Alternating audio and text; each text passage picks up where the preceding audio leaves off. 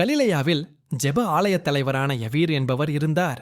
சமூகத்தில் மரியாதைக்குரியவராக இருந்தாலும் அவரது இதயம் வலியால் கனத்திருந்தது. காரணம், அவரது 12 வயது மகள், அவரது ஒரே மகள், மரணத்தின் விளிம்பில் போராடிக் கொண்டிருந்தாள். மருத்துவர்கள் கைவிரித்து விட்டனர். நம்பிக்கையின் கடைசி துளியும் வற்றி போனது. அந்த விரக்தியின் உச்சத்தில் இயேசு என்னும் போதகர் அந்த ஊருக்கு வந்திருப்பதாக ஒரு செய்தி யவீருவின் காதுகளை எட்டியது. அது ஒரு சிறிய தீப்பொறி போல அவரது தளர்ந்த மனதில் ஒரு புதிய நம்பிக்கையை பற்ற வைத்தது. யவீரு தன் பதவியையும் கௌரவத்தையும் மறந்து தெருவில் இறங்கி ஓடினார். மக்கள் கூட்டம் இயேசுவை சூழ்ந்திருந்தது. அந்த கூட்டத்தை விலக்கிக் கொண்டு அவர் இயேசுவின் காலடியில் விழுந்தார். போதகரே, என் மகள் சாகும் தருவாயில் இருக்கிறாள். நீர் வந்து அவள் மீது உமது கைகளை வையும், அவள் பிழைப்பாள் என்று கண்ணீருடன் கதறினார். இயேசுவின் முகத்தில் கருணை தெரிந்தது. அவர் யவீருவுடன் செல்ல சம்மதித்தார். ஆனால் வழியில் கூட்டத்தில் ஒரு பெண் இயேசுவின் ஆடையை தொட்டு சுகம் பெற்றதால் சிறிது தாமதம் ஏற்பட்டது. ஒவ்வொரு நொடியும் யவீருவின் இதயத்தை அறுப்பது போலிருந்தது. அப்போதுதான் அந்த இடி போன்ற செய்தி வந்தது. யவீருவின் வீட்டிலிருந்து வந்த ஒருவர், உமது மகள் இறந்துவிட்டாள், இனி போதகரை தொந்தரவு செய்ய வேண்டாம் என்றார். யவீருவின் உலகம் நொறுங்கியது.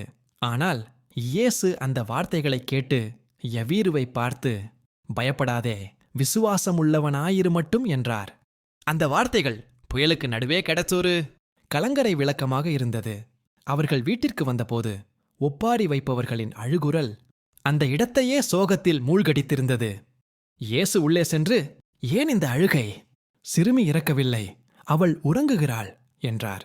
அதைக் கேட்டவர்கள் அவரை ஏளனமாக பார்த்தனர். இயேசு அந்த கூட்டத்தை வெளியேற்றிவிட்டு சிறுமியின் பெற்றோரையும் தன் 3 சீடர்களையும் மட்டும் அழைத்துக் கொண்டு அறைக்குள் சென்றார்.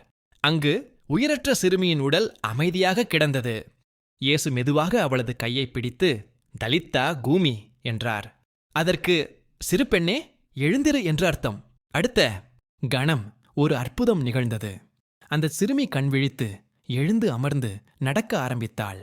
அதைக் கண்ட அவளது பெற்றோர் அதிர்ச்சியிலும் ஆனந்தத்திலும் வார்த்தைகள் இன்றி திகைத்து நின்றனர்.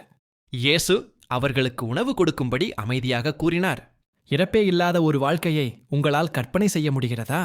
உங்கள் பதிலை கமெண்டில் சொல்லுங்கள். இந்த கதையின் நீதி, உண்மையான விசுவாசம் சாத்தியமற்றதையும் சாத்தியமாக்கும்.